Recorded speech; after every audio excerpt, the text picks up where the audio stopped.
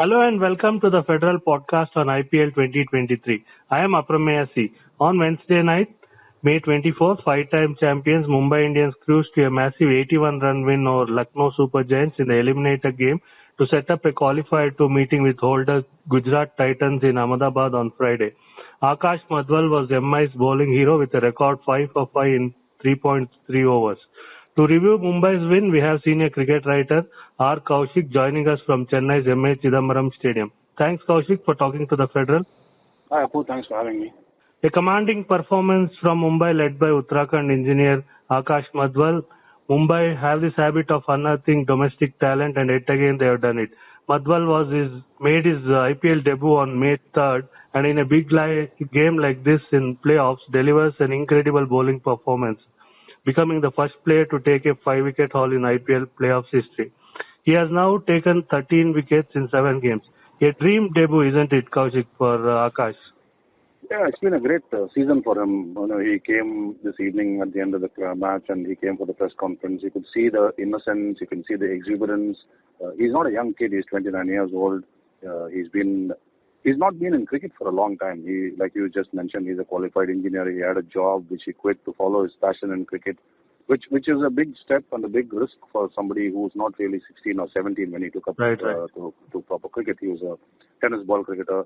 And he spoke about how he developed the Yorker because he used to play with the tennis ball. And he says, anything else but the Yorker, if you try to bowl, then you will go for runs. So the only thing that you had to master while playing tennis ball cricket was the Yorker, and that's what came in handy. He spoke about the kind of environment the team has created. He came into the Mumbai Indians setup late last season after Surya Kumar sustained a finger injury. He came in as a replacement player, only with, I think, 2 games remaining in the season. And it was a gone season for Mumbai. They finished bottom of the pile last year. But he said even at that time, the team management had given him enough indications that he would be playing this season. And when he got his chances, well, he's grabbed them with both hands. He's almost become Rohit Sharma's go-to bowler. When he started the tournament, he was pretty much a death over specialist. But then he has also impressed the team management enough with the new ball to warrant having a go with the new ball as well. And even there, he has had success. So it is one of those great success stories that warms your heart. That homegrown Indian talent, little known name, not really a youngster in the strictest sense of cricketing term, for him to come and again it points to the vibrancy of the Mumbai Indians' talent scouting system. It's the system that has given Indian cricket such names as Jasprit Bumrah, Hardik Pandya, Ishan Kishan, maybe going forward Tilak Verma, and now you have Nehal Vadera and Akash Madhwal. It's really fantastic the kind of work that Mumbai Indians do behind the scenes to unearth these kind of talents. When we look at the run chase of Lucknow Super Giants, chasing 183, they had the strategic timeout. They were 68 for 2 in 8 overs, and suddenly they collapsed to 101 all out. And was Akash Madhwal's 2 in 2, including informed Nicholas Puran for a golden tug, was this the turning point? It was. I think that whole period, there was a phase when you said 68 for 2 after 8 overs. And then immediately after the timeout got over with the second ball. On the second ball after the timeout, Krunal Pandya was caught trying to play a big shot. He was caught on the boundary. And then there was this little period where they had a innings, not retrieving, slightly stabilizing period involving Stoinis, obviously, and Ayush Badoni. And, at that stage, Mumbai Indians' fielding really picked up. I remember one fantastic save by Rohit Sharma, which on most days that shot by Badoni would have gone through the covers for 4, but Rohit just flung himself. His desperation was obvious. And that sort of led to a phase where for 3-4 balls, Badoni did not get any runs. And suddenly he realized that he had to do something, and then he went for this across the line slog, lost his off stump. Puran went out first ball to a ball that jacked away just a little bit. And then you saw those 2 comical runouts. The first one where Deepak Hooda and Stoinis collided while going for the second run. Classic case of ball watching when you'd be better off putting your head down and reaching the safety of your crease. And then K. Gautam, of course, tried to be too cheeky and paid the penalty. So, it was just maybe 15 minutes of madness. I'm not saying that if that 15 minutes of madness did not exist, that Lucknow Super Giants would have won the match. But obviously that haze in the end, and once they lost those 4 wickets for 18 runs and 18 balls, there was just no way back for them. And you earlier mentioned how Mumbai has bounced back from last year's poor performance. They were last in the table, and champions sides are known to bounce back, isn't it, Kaushik? And yesterday we spoke how Chennai also bounced back. They were ninth in the table last year. Two champion sides showing the way. Exactly. I mean, they know how to win, and they have such a history and such a legacy in this tournament that they consider it a huge personal setback. Each of them considers it a personal setback if they have not been able to take the team to the playoffs. And it was last season, yes, Mumbai finished 10th. And if you see historically, after every mega auction, the year of the mega auction, Mumbai Indians have struggled to put a meaningful performance together. And maybe they take a little bit of time. Maybe the breaking in period is a little more prolonged for the Mumbai Indians. But even towards the end of last season, despite the fact that they finished they finished right at the bottom of the points table, you could see that they had the makings of a really solid side. There was a lot of exciting young talent, exciting young Indian talent, obviously, and then you had Tim David and you had Cameron Green. So Cameron Green came in this year, but you had Tim David last year, and you knew that there was this outline of what could be a champion side. Again, this season they didn't start well. They lost their first two games. Then they won 3 in a row. Then they lost 2 in a row. And then therefore after 7 matches they had only 3 wins. They only had 6 points. And you said, oh, here we go again. But but as you mentioned, these sides know how to turn things around. They know how to turn up at the business end of the tournament. They know how to win matches. When it comes to the crunch, you know that you have done it in the past. And several of these people who are there in this side have done it in the past. People like Surya Kumar Yadav, people like Rohit Sharma, people like Ishan Kishan. They've been there for a long time with the setup. So they know exactly what makes the team tick.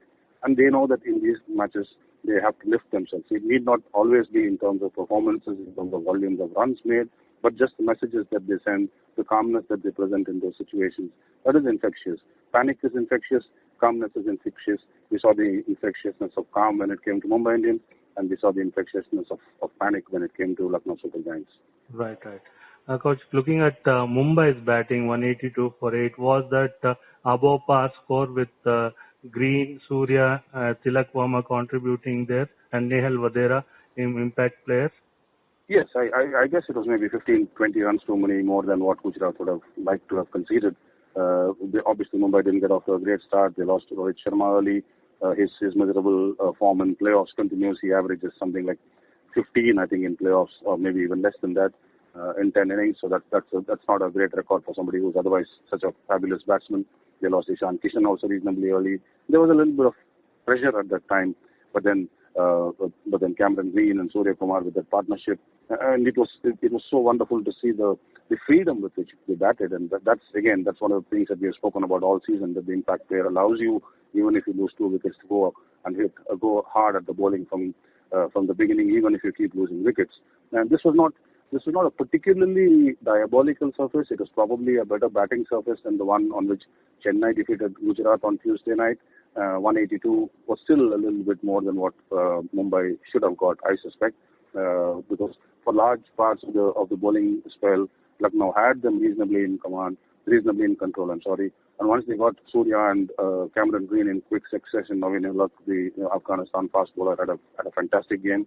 Once they lost those 2 wickets, there was a possibility that they might end up maybe say 160, 155, which would have made it a very, very competitive game. But then the depth in their batting, Tilak Verma playing his first game in 3 weeks, he stood up, and Mumbai was forced to sacrifice the extra bowler they would have had in the form of an impact player, possibly Kumar Kartikeya, because they felt that they needed runs on the board, which is why they got Nehal Vadera to come in with 21 balls left in the innings. He played his part. He made a quick fire 20-odd with 2 fours and 2 sixes towards the back end of the innings. So by the end of the first innings, the momentum was clearly with the Mumbai Indians, because even though they had a middle of the innings wobble, they more than made up for it towards the last 3-4 overs. And once they had 182 on the board, then you knew that Gujarat had to bat really, really well to get past that total. Lucknow had to bat really well to get past the target. Right, right. And for Lucknow, I think this second successive time they lost in the eliminator. They made their IPL debut last season. Overall, how was their performance this year, Kaushik? I think they will look back on it and think that they should have done better. Yes, I mean, they finished third in the points table and qualified for the eliminator. Then out of 10 teams, only 4 qualify. So that is definitely a tick in the box as far as they're concerned. But they will have to look at the resources that they have at their disposal, especially in a tournament of this nature on a home and away basis. And Lucknow have not had a great run at home. We would think that teams will look to maximize their advantages when they're playing in their own backyard.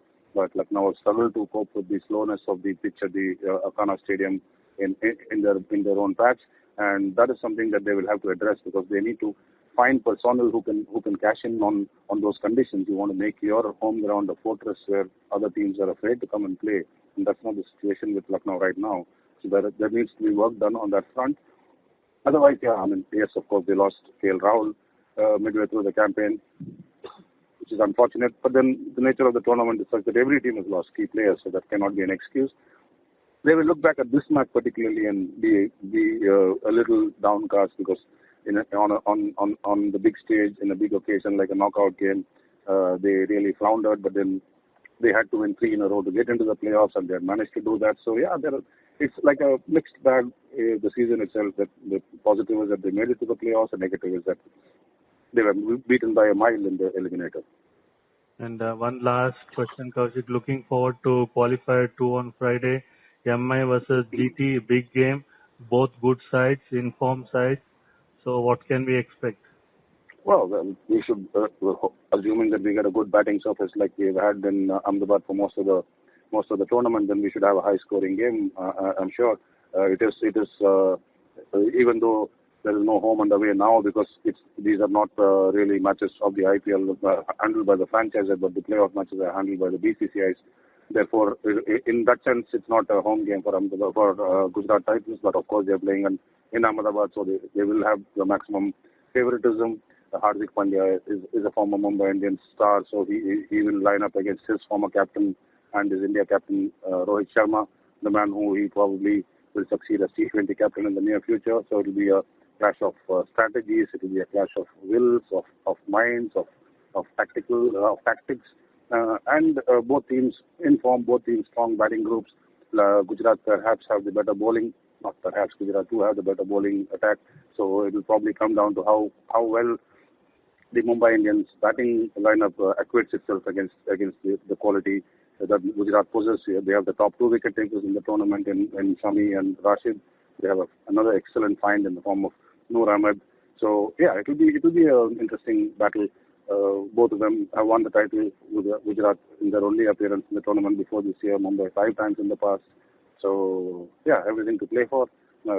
Hopefully nerves will not play a part, and we'll have a good contest. And may the best team win. They know Chennai Super Kings are lying in wait. They will be well rested by the time of the final. These guys will obviously have played a few more extra matches compared to Chennai Super Kings, but that's how the playoff format is, and therefore, I'm quite excited about what lies ahead on Friday. Let's hope we have a cracking contest on Friday, Kaushik. I will reconnect. Thank you.